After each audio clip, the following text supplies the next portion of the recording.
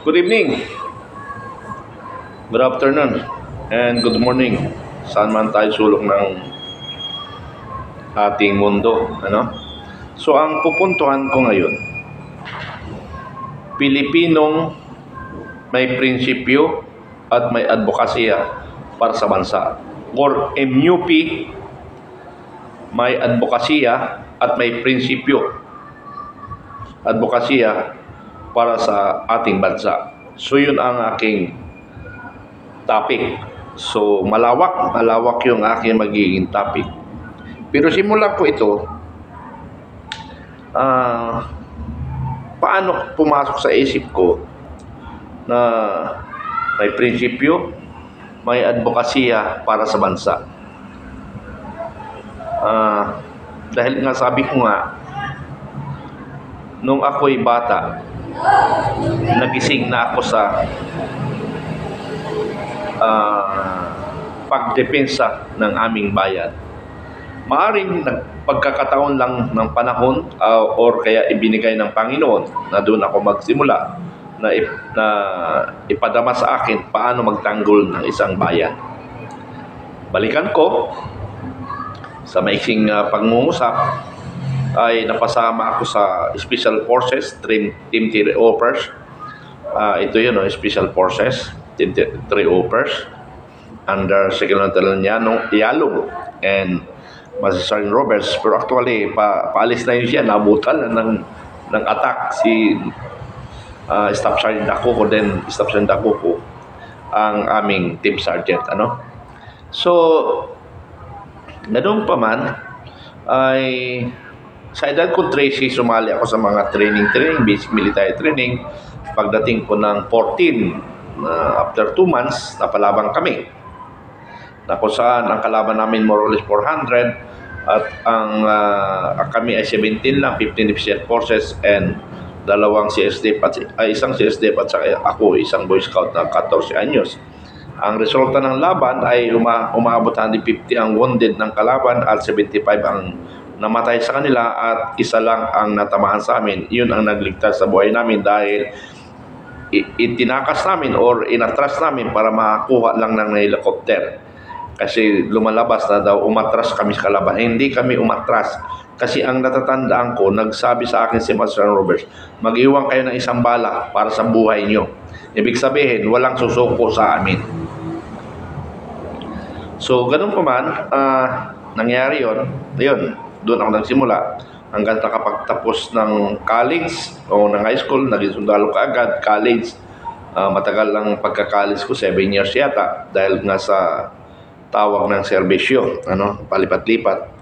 Nung ma-dissolve lang Special Brigade, napunta ako ng 1st Scout Ranger Regiment, then nirecommend ako for scholarship ng Scout Ranger, nag-aral ng 4 na taon, nakakallis ka ba ng Tan City, nagtapos at naging officer. So doon sa pagka-officer ko, ay doon talaga pumasok sa isip ko ang advokasya ko nung bilang isang officer. Iba pala yung taong nagmamahal sa bayan. Iba ang pakiramdam mo. Iba ang nasa isip mo.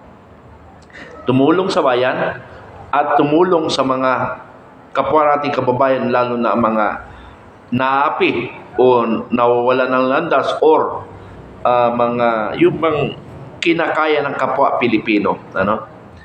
So doon nagsimula ang aking parang pagkabayani. Dahil nung kabataan ko, nung ako'y Boy Scout, ay nagkataon lang lamang yan siguro. At doon lang ako na-mold. Nung ako'y enlisted personnel, ang pakiramdam ko ay isa lang akong sundalo na gumaganap sa tungkulin. Kung ikukumpara natin ang administrasyon ng mga naging pangulo sa Pilipinas, na abutan ko kay Pangulong Marcos, na ang akin, kabataan ko pa yun, nag-sarinto na ako nung naging sundalo na ako nung sa panahon ni Pangulong Marcos. Ang nasa isip ko, iba ang pangulo noon. Limited lang siya lumabas sa media, pero pag lumabas, kinasabi ka ng maraming Pilipino, kasi marami namang kontra, maraming Pilipino. Sa panahon ni Cory Aquino, sa pagkaalam ng karamihan, maraming natutuwa kay Aquino sa pagbabago ng Pilipinas. Pero yung MUP hindi natutuwa kasi hindi natupad yung pangarap. Hindi natupad yung pangarap. Na dapat magbago, baguhin ang sistema. Bagkus lumala pa yata ang problema ng bansang Pilipinas na abuso ang demokrasya. Sabi nila, diktador si Marcos, pero ito mas diktador yung sumunod na administrasyon. So, yun. Ito kinikwento ko lang sa mga bata pa at saka kulang yung pag-research nila. Doon sa mga magagaling, matatalino, so be it. Hindi ko naman pinipili na makinig kayo. Ang sinasabihan ko lang, ang pinaparatingan ko lang ay yung mga nangailangan ng impormasyon at naniniwala sa aking mga sinasabi. Dahil alam ko naman, maraming magaling sa akin, pero wala naman advokasya. Yun ang mahirap. Talino nga tayo. Ang tawag ko kasi sa matatalino na gumaganap ng tungkulin ay routine officer. Yung bang normal lang sa kanya, nag-empleyado, gumaganap sa trabaho, yun yung mga tawag ko sa routine officer or routine employed government. Ang gusto kong makita sa mga nasa gobyerno, yung may extra, may effort para sa kanyang tungkulin. Yun ang gusto kong makita, lalo na sa MUP. Dapat kailangan talaga yan. So, patuloy tayo sa panahon ni Cory Aquino, maraming kudita dahil hindi nga natupad. Kaya nga sabi nga namin ni Captain Dado, di Baron 83, na dapat itong panahon na ito dahil hindi, mamaya ipaliwanag ko anong pakiramdam natin sa administrasyon ngayon. Sana kung magpalit man ng administrasyon at magkaroon revolution of Ronta, dapat may 1 year turnover. Kami muna o kami mga may advokasya na galit sa magnanakaw, kami muna ang hawak sa national government. Sinong kami? Yung may advokasya. Kasama na ako doon. Kasama na si Captain Dado o kasama na yung mga magagaling. Hindi ko na muna babanggitin kung sino yung mga pero ang nakita ko dito na sumusubaybay sa akin, sumusubaybay sa akin at nakikita ko na mga generals at mga kilalang tao, abogado, na nakikita ko nagsusubaybay rin sa akin. Dahil ang tinitingnan nila, yung advokasya ng isang tao na paano manindigan. Kasi kung lahat tayo marami nga may advokasya sa atin, pero hindi naman pinapakita. Hindi naman pinaparamdam. Kami ni Captain Dado, nagpaparamdam kami para sa ating bayan. Narito, ibinibigay namin ang buhay at serbisyo para sa bayan. Kaya samantalahin natin, kung mayroon tayong mga ganito, sana maraming lilitaw pa sa MUP. Sana yung mga MUP, kung ayaw nyo naman mag-vlog, magparamdam lang kayo sa amin at para magkaisa tayo.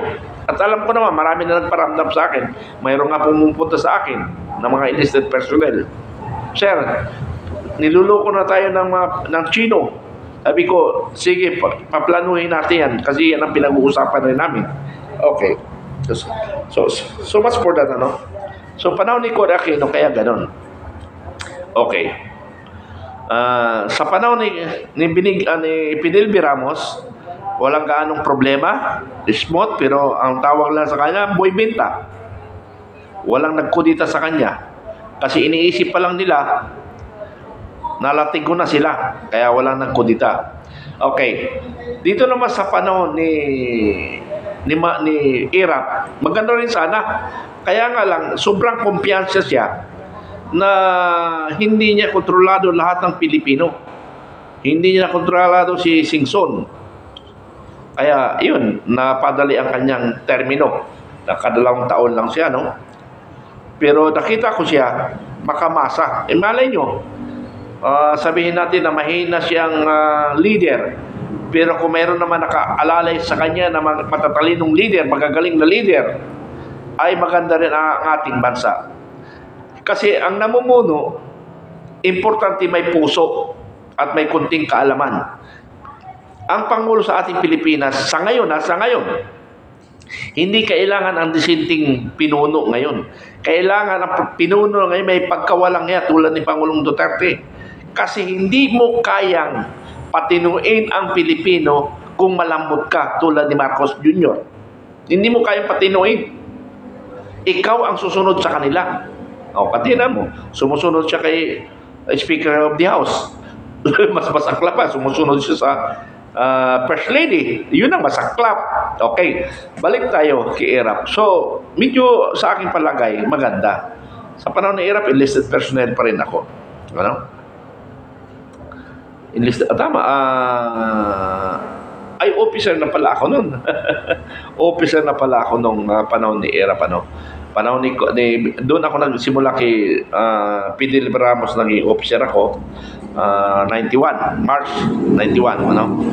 So sa panahon ni sumunod kay si GMA, ayun na pala, si GMA ang pumalit na timing to naka 10 years, ano, 10 years.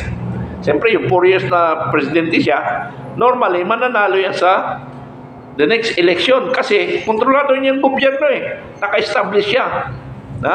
Kaya yun ang pinanggagalaiti ng ating kaibigan, Captain Dado, na huwag na natin hintayin 10 years. Ano? Ang hintayin natin yung tamang timing na kinakailangan ng kumilos at niluloko na tayo ng namumuno sa ating gobyerno. So si si GMA na kung saan, sabi nga nila, pagka pinatawag na Senado o kaya ano pa mga paglilitis, nagkakaroon ng sakit ang mga politician natin. Ito naman mga doktor natin, normally, lalapit sa kanya. Ano? Lalapit sa kanila. So, yun ang sinumpa nila. Hindi pwedeng tumanggi sa kanilang pasyente. Ano? So, sa panahon ni doon sa Jamie, may mga series of attempt of kudita. Kaya lang hindi natutuloy. Yung last yata, ano ba yun? 2000, 2004 o 2005, may attempt na kudita. Ano? Kasama ako doon sa umikot. Naghanap ng mga commanders na magpapatalsi kay GMA. Sir, ibibisto ko na rin ang sir, ano, kasi tapos naman na administrasyon. Kasama ko noon si Colonel Katapang, ano. Kasama ko sa chopper, umikot kami sa mga commanders. Tapos niya, may binitawang pasalita Okay na, marami na tayong commanders ang nakuha. So nakikiramdam ako. Bakit wala naman kumikilos? Yun pala, ilan lang pala commanders nakuha niya, 2 lang yata. So hindi pwede, 2 lang So 2 commanders lang na nadala niya, so hindi pwede. So matatalo. So hindi natuloy yun. Yun nga, binigyan ako ng pera. Ilang beses ko na pinaliwanag yung pera na binigay na ni Karen Nakatapang sa akin para sa pamasko sa amin, pamaskong handog. Okay? Sandali lang. So, yun. Ano bang nasimulan natin? So, sa panahon ni Duterte, yun ang gusto kong pangulo. Kasi talagang lumaki siya sa hirap at lumaki ring mayaman. So, nababalance niya ang sitwasyon. Paano niya isusolve sa baba at sa taas? Ano? Paano niya maisolve? Ang problema sa taas, maraming problema. Maliit na bagay yan. Pero pag ipinagsama-sama mo yan, malaking problema sa bansa. Kasi ang barangay, doon nagsisimula ang pagdisiplina ng Pilipino. Doon nagsisimula ang kalukuhan sa barangay. Ilan barangay sa Pilipinas? more or less 34,000. Ano? So, napakalawak yan. So, kailangan mo ng, kung 34,000 sa pulis, kailangan mayroong bawat barangay, supposedly, bawat barangay, mayroong ka dapat na, kung problem barangays, dapat mayroong kang 10 pulis. Kung mga peace, yung ibig sabihin, mga city na barangay, kahit isa lang representante. So, marami rin ang kailangan na pulis. So, dapat ang kapitan, talaga, sila yung basis para madisiplinahan ang ating kababayan. Kung ang kapitan ay patulog-tulog, malaking problema ang bansa. Hindi kaya lang ng Pangulo yun. Dapat ang Pangulo at ang kapitan parehas ang advokasya. Kung magkaparehas ang advokasya ng kapitan at ang Pangulo, sabihin natin, kuwan lang, 40% na kapitan na ganun. Palagay ko masusolve ang problema ng bansa. Pero ang problema lang, baka nasa 10% lang. Ay, wala talaga. 10% lang yung may advokasya para sa kanyang barangay. Yung iba dyan, dawat sweldo lang. Walang nagawa. Walang extra effort. Ang kailangan kasi sa ating bansa ngayon, hindi pwede yung paisi-isi lang. Dapat may extra effort. Kailangan, bilang isang kapitan, may pagkawalang hiya ka. Maisog, sabihin na lang natin, hindi walang hiya. Maisog na kapitan. Hindi pwede ang kapitan na talawan. Dapat maisog. Ha? Maisog, ibig sabihin maisog, matapang, hindi duwag. Ano? So, yun ang kailangan nating kapitan. Pag ang kapitan duwag, naku, huwag niyo halal yan. Pag ang kapitan kurap, huwag niyo halal yan. Walang mangyari sa ating barangay. Dalawa lang yan, duwag, kurap. Huwag niyong piliin yan. Ang kailangan natin na kapitan, maisog, matapang, at galit sa pera. So, ganun ang piliin natin. Mayroong pupuntahan ang ating bayan, ang ating barangay. So, si Pangulong Duterte, alam niya yung baba, alam niya yung taas. Pero, ang Pangulo ngayon, ano ang, pwede bang bigyan niyo ako ng opinion? Na tamang opinion, tamang opinion. Bigyan niyo ako ng tamang opinion doon sa ating Pangulo ngayon, tamang opinion. Kung ano ang pagkakilala nyo sa ating Pangulo. Ha? Opinion ko, opinion nyo rin. So, tingnan natin kung magkatugma tayo. Tandaan nyo, we, Captain Dado, the MUP bloggers are neutral. Hindi kami kumakampi sa politician. Doon kami kumakampi sa tama para sa bayan. Ha? Hindi, alam nyo kasi ang problema sa ating bayan, sa ating bansa, dahil sa malakas ang politika. Tayo rin mismong Pilipino ang may kasalanan. Ha?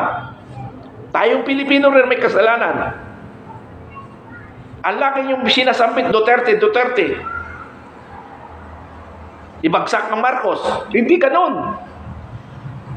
Dapat ang tingnan natin ang bayan, hindi ang politika.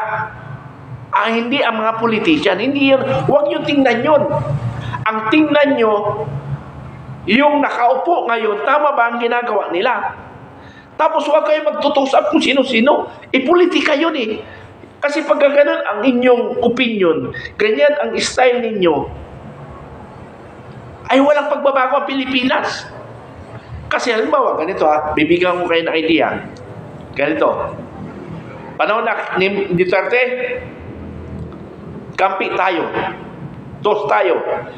Kay Leni Robredo, kaaway natin. Hindi naman opisyon si Marcos noon.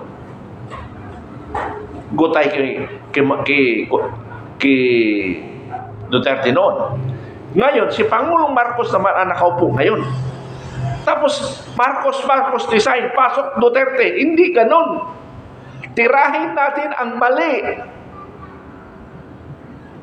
Hayaan na lang natin kung sino ang tama. Sige, sabihin natin. Sabihin natin. Okay si Inday Sara. Wala akong comment dyan kay Inday Sara.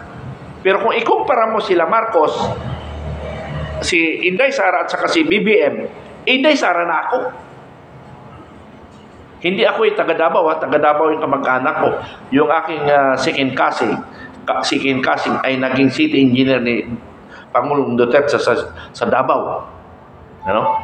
Pero hindi yun ang binabasihan ko. Ang binabasihan ko yung pagkatao ng ating namumuno. Kung ikukumpara lang natin si Inday Sara at saka kay Marcos, dito na ako kay Inday Sara. Dahil matapang siya, may panindigan, at may alam. Kay Marcos,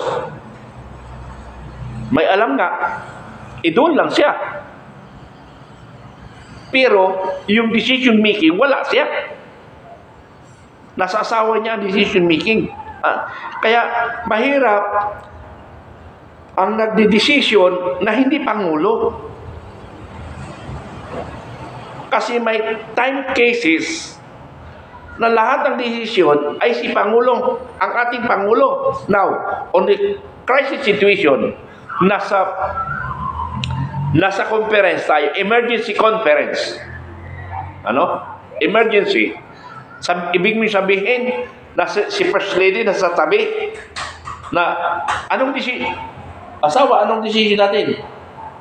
Ikaw na nga mag-decision. Pwede ba yung ganon? Hindi. So, normally, ang Pangulo ang magdi-decision. Alam nga naman sabi, ay sandali lang. Punta mo na sa kwarto si First Lady kasi kung anong decision niya. Hindi naman pwede ganon. So, ang ibig kong sabihin ganito. May mga situation na ang nagde-decide ang First Lady. So, yung First Lady, pag-iisip niya, may mga flexibility of action siya.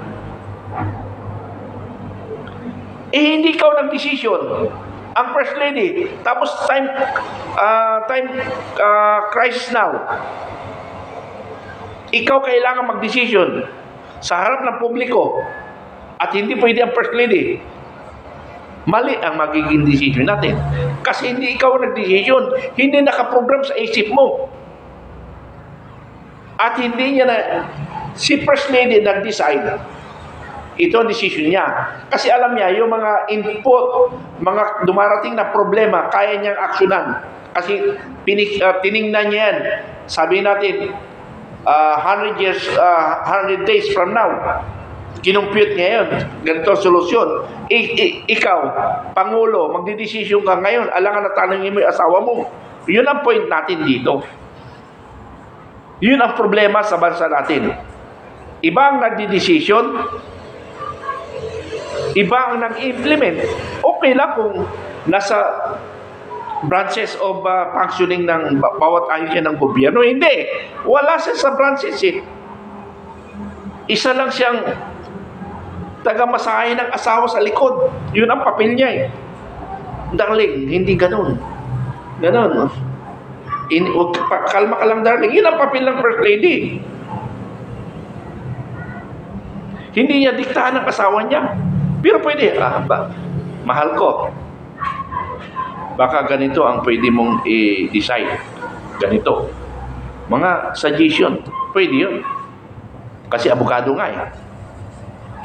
Pwede yun. Pero hindi. Yung EAP nga, pinapakailaman niya. Yung intelligence na pinaka-sensitive na position sa EAP, sa gobyerno, pinakailaman niya. Tingnan mo. Naka-floating pa yata yung isa na tinanggal, na nilagay ni Atty. Vic Rodriguez. Naka-floating. So ngayon, karamihan EAP ngayon, sira ang karer. Kailangan magsip-sip ka para maposisyon ka. Ganun ba ang gusto niyo ituro sa armed forces natin? Kailangan, anong tawag nun? Maglabi ka, manligaw ka? Kailangan ba yun? So, ang nangyayari ngayon sa positioning, hindi na credibility, hindi na accomplishment, Hindi na performance, kung hindi, ano ang magagawa mo sa nakaupong Pangulo ngayon?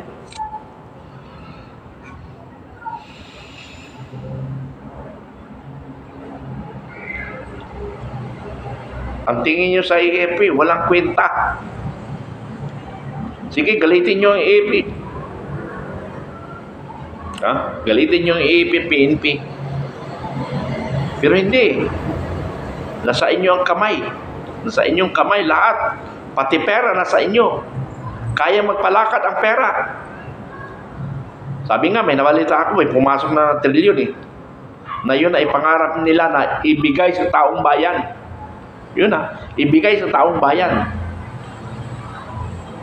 Pero iba ang sistema ng pagbigay ng taong bayan.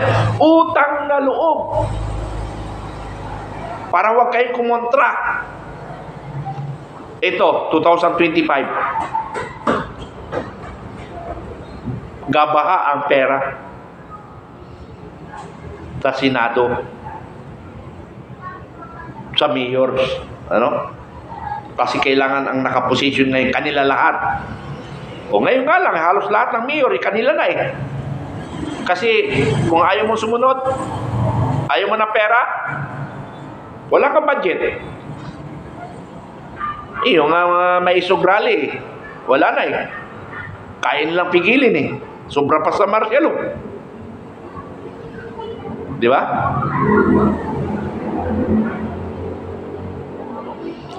So, ang Pangulo natin ngayon, ang alam niya lang, oligarchs ng kalukuhan. Yun ang alam niya. Pero yung sa baba ng mga kalukuhan, alam niya ba? Hindi. Lumaki siya, oligarchs. Lumaki siya, makapangyarihan, kaya hindi niya alam ang nasa baba. Kaya ang tingin niya lang sa kanila, lupa. Tingnan nyo kayo huwag kayo nagpamabili ng boto. At ginagago tayo. Bibiling kayo ng 5,000. After 5,000, naghihirap na tayo. Tama, may pera ka, pero ang kapalit nun, ilang taon. Yung 5,000, makita mo sa isang buwan o 2 buwan. Itaon yun. How many years? Di ba? Hindi nyo naisip yun So, ang gusto namin na kaming mga MUP vloggers, MUP personnel, retirement o active, wag mo na active kasi hindi pwede sila, retired na MUP, magkaisa tayo, magparamdam tayo, niloloko na tayo. General Simo, sir, General Kita, nakikita ko kayo na ayaw nyo ng korupsyon. General Ramos, Benito, sir, na alam ko yan, mga galit sa magnanakaw yan. I'm sorry doon sa mga hindi ko nababanggit kasi hindi ko alam kung anong advocacy natin kasi itong mga binabanggit ko, nakikita ko sila sa mga post nila. Ngayon, kung silent kayo, di silent na rin ako, sir, kasi hindi pwede akong magbanggit kung hindi ko nababasa. Pero pag sa pagkatao nyo, kilala ko kayo. Katulad General Embrado, General Ortiz, General Ibanglista, the Mayor of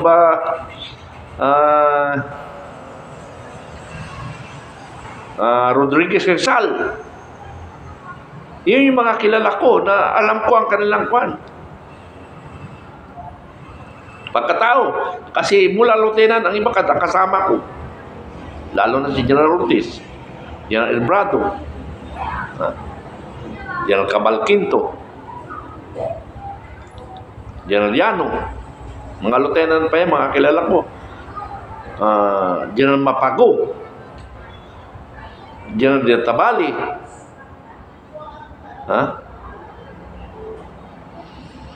sino ba yung nakakasama ko? Si General Katapang nakasama ko pero hindi ko alam ang style. Si General ano pa isa? Galvez. Nag-abot kami sa G3. 2ID. Pero umalis rin.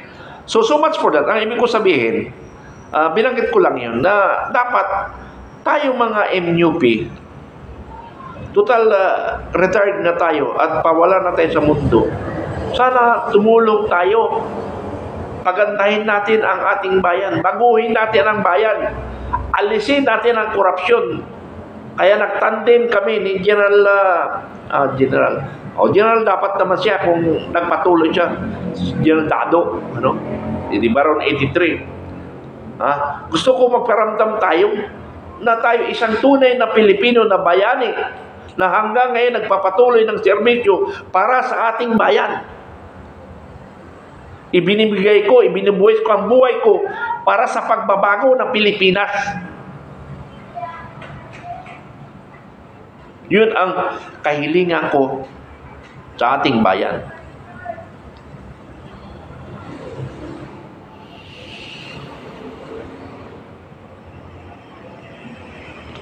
Bayan kong Pilipinas, gumising na tayo, Pilipino. Baguhin natin ang ating bansa.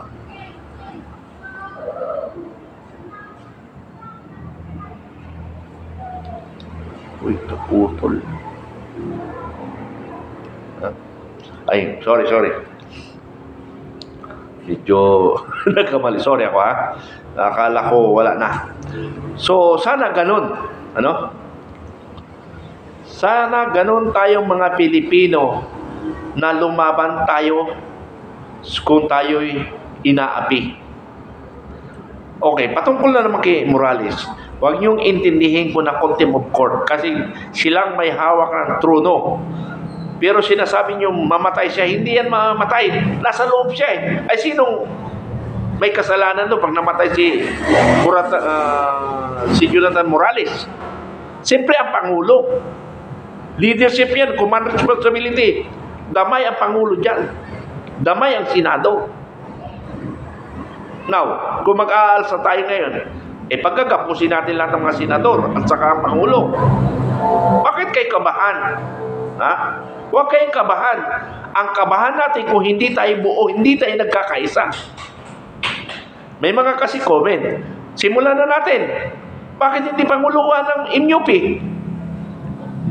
Mali nga tayo, mali.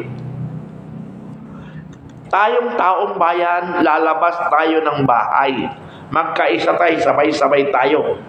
Sige nga. Lahat tayo lumabas ng bahay. Bukas na bukas, mapapalitan ang Pangulo natin. Lahat tayo lumabas lahat ng bahay. Yun ang ating pakay. Yun ang pakay namin ni Captain Dado. Nagisingin kayo na lumabas tayo ng bahay at magpahiwatig ng ating damdamin. Yun lang. May violation ba rin? Ipinapahawating natin ang ating damdamin na hindi na namin nagugustuhan ang administrasyong ito. Anong violation doon? Lahat tayo. Sabay-sabay. Ganun lang. Hindi yung sinasabi, bakit yung EEP hindi Nako, para naman. Wag ang EEP. Ang Armed Forces of the Philippines, nandyan sila, pangalagaan tayo. Ngayon, anong pangalagaan? Halimbawa, naapi na tayo. Pero anong basis na inaapi tayo? Sinasamantala tayo, anong basis nila?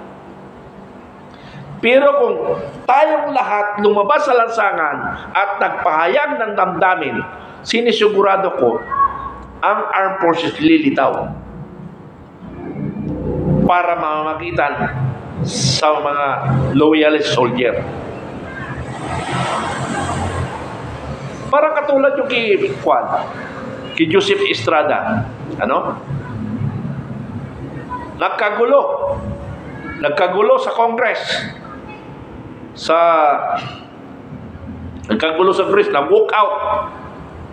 Sa impeachment, nag-walk out, pumunta sa lansangan. Ano nangyari? Ang Chief of Staff nag-declare withdrawal of support. Tapos, di ba? Yung Chief of Staff, pag nakita tayo na sa lansangan, siya ngayon ang mag-declare withdrawal of support. Di napalitan ng Pangulo. Di ba? Ganon. Yun sa panahon ni Erap. Yung sa panahon naman ni ni Marcos Senior, ay nagkaisa ang taong bayan, pumunta ng EDSA. Dahil nga pumunta ng EDSA, hindi na kayang huliin yung mga nasa EDSA, nag-take out si Cory Aquino to revolutionary government. Ganun ang nangyari. Kiirap naman, pumunta sa lansang mga tao, ilan lang yun, wala pa nga 1% sa population ng Pilipino. Wala pang 1%, pero nag-declare kagad ang job stop, withdrawal of support, tapos, di ba? Ganon ang gagawin natin. Magpakita tayo ng ating damdamin sa ating pamahalaan ngayon na hindi na natin nagugustuhan. Ganon ang ibig sabihin yan. Kayo mga nandyan na mga very eager na mag-utos, very eager magsalita, ang dapat na gagawin natin, kayo ang binibigyan namin ng tasking. Sir, mayroon na pala nag-chat sa akin. Bali, 3 tao. Sir, mayroon 18,000 akong organize. Sir, mayroon akong organize na 5,000. May 7,000. Tingnan mo yun, naka-ready lang ako, sir. Ganun ang gusto kong makita. Na opinion nyo, ilalabas nyo. Mayroon pa dyan pala, naalala ko. Sir, naka-BBM t-shirt ka. So, ang ibig sabihin nun, hindi niya napanood lahat yung kwento ko. Kaya hindi niya alam ang history o hindi siya nakasubaybay.